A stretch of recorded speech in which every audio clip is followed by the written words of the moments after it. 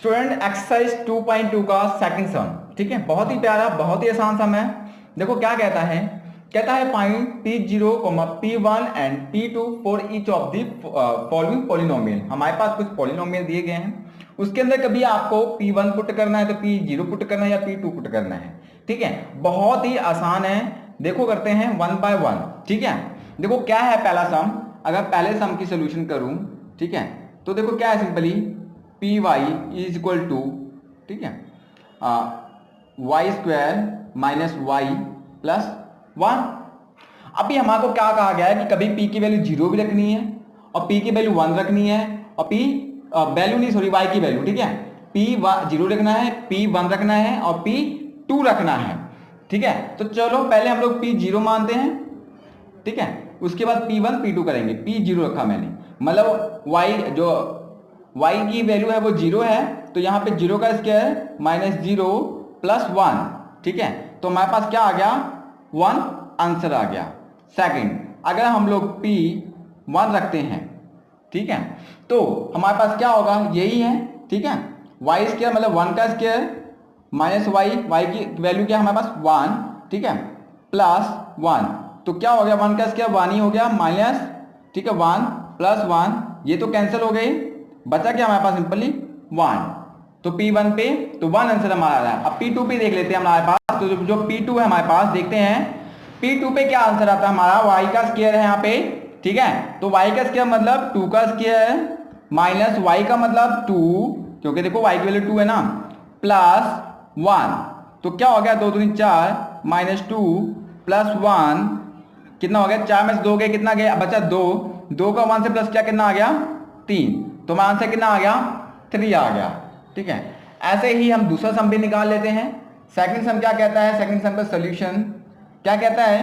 बहुत ही आसान, यहाँ पे देखो y की जगह t लिखा है, p is a function of t equal to 2 plus T plus 2t square minus T cube, ठीक है, बहुत ही आसान। t को थोड़ा सा मैं इस तरह मोड़ कर देता हूँ,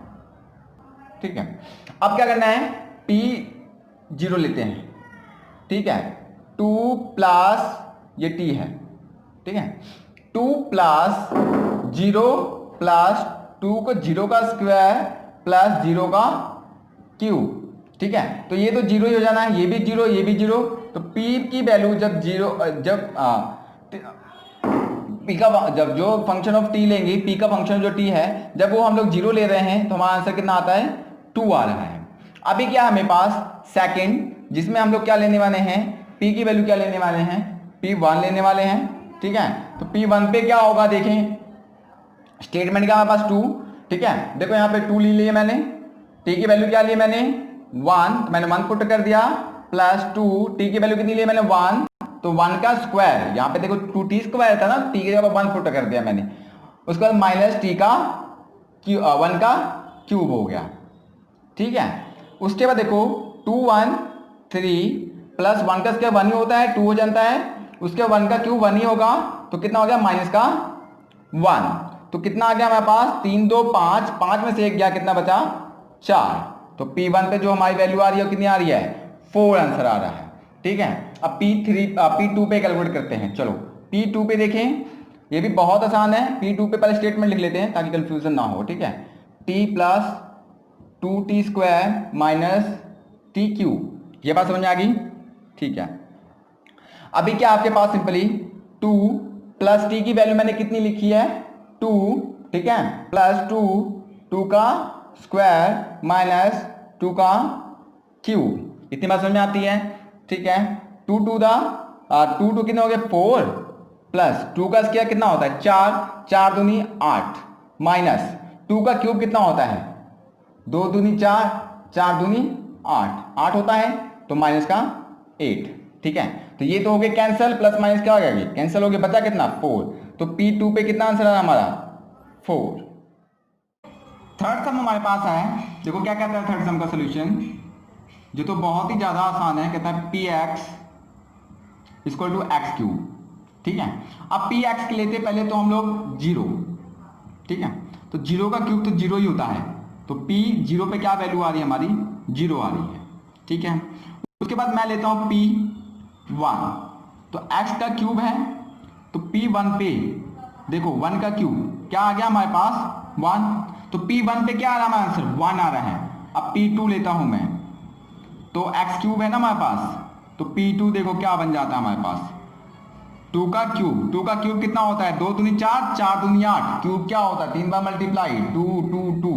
कितना हो गया 2 दूनी 4, 4 दूनी 8, तो हमारे पास कितना आंसर आता है यहाँ पे 8। तो ये जो हमारे पास आंसर आ रहा है P2 पे 8 आ रहा है, ठीक है। उसके बाद क्या हमारे पास फोर्थ सम बहुत ही आसान है, बहुत ही ज्यादा आसान। क्या कहता है px equal to x minus 1, उसके बाद x प्लस 1, ठीक है। देखो कितना आसान सम है, इसमें सिंपली आप क्या लगा सकते हो आइडेंटिटी भी लगा सकते हैं, ठीक है। तो सिंपली हम लोग वैल्यू पुट करके कर लेते हैं। देखो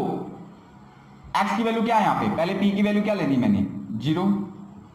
0 माइनस 1, 0 प्लस 1,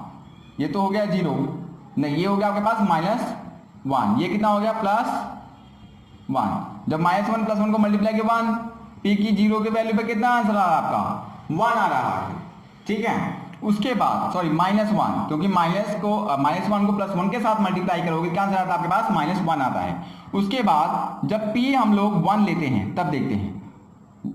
क्या है हमारे पास, पहले लिख लेते इक्वेशन 1 x माइनस 1, ठीक है। उसके बाद x प्लस 1, तो 1 माइनस 1, उसके बाद 1 प्लस 1, ये तो हो गया 0, ये कितना हो गया आपके पास 2 को 0 से मल्टीप्लाई किया कितना आ गया हमारे पास 0, P1 पे जो वैल्यू आ रही है हमारे पास कितनी आ रही है 0 आ रही है, ठीक है। उसके बाद थर्ड ले लेते हैं, थर्ड जब p की वैल्यू हम लोग 2 लेंगे, अभी देखो क्या इक्वेशन है x माइनस 1, फिर क्या है x प्लस 1, अब मैंने P2 लिया है मतलब x की वैल्यू 2 पुट कर दूं यहाँ पे 2 माइनस 1, 2 प्लस 1, तो कितना आ गया ये 1, ये कितना हो गया 3 को 1 से मल्टीप्लाई किया कितना आ गया 3, तो P2 का आंसर कितना आ रहा है हमारे पास 3।